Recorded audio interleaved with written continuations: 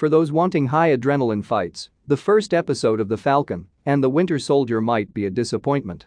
The central duo hasn't joined up by the end credits. Emily Van Camp's Sharon Carter hasn't appeared. There's only one action sequence located at the episode's start. But that change of pace, to some, will be refreshing. A slower start gives the episode a welcome amount of breathing room to examine its characters and the issues they face. Sam, aka Falcon, Anthony Mackie, turns down the mantle of Captain America and grapples with celebrity and racism in his Louisiana hometown, while Bucky, Sebastian Stan, tries to adjust to civilian life when his mind won't let go of his past. Those are weighty themes for Marvel, and it'll be interesting to see how the rest of the series addresses them as it moves forward. Sam's now involved with the Air Force, and he's using his wings to help save military liaisons from bad guys, as he does in the first 10 minutes, which depict a high-flying battle typical of Marvel films.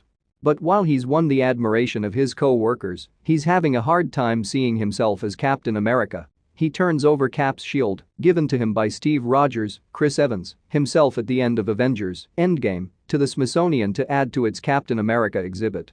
He heads home to Louisiana only to find there's trouble there too. His sister, Sarah, Adepero Ajayi, kept the family's fishing business alive when half the world's population disappeared, but only just, and now she's contemplating selling the boat that was a cornerstone of their family just to get by. Every day, I'm making 5 and spending 10, she tells her brother, who wholeheartedly believes he can make a difference in their financial situation. He wants to go to the bank and take a loan to consolidate everything.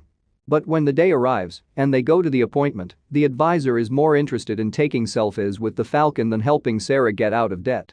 Ultimately, he tells Sarah and Sam that despite the fact that their family banked with them for generations, he cannot grant a loan because things have tightened up at the bank. Funny how things always seem to tighten around us, Sarah snaps. Clearly, the Falcon doesn't have it good, but Bucky's situation in the first episode might be worse.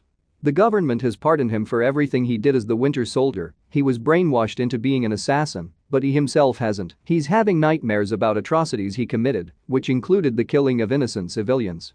Unlike Sam, Bucky's no longer in active duty, and he's suffering as he adjusts to life outside the fight.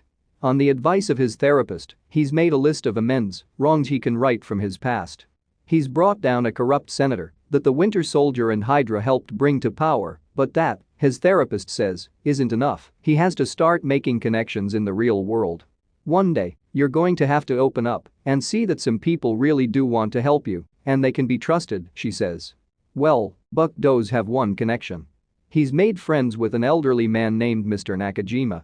They go out to lunch together, and, adorably, Mr. Nakajima sets Bucky up on a date with the waitress.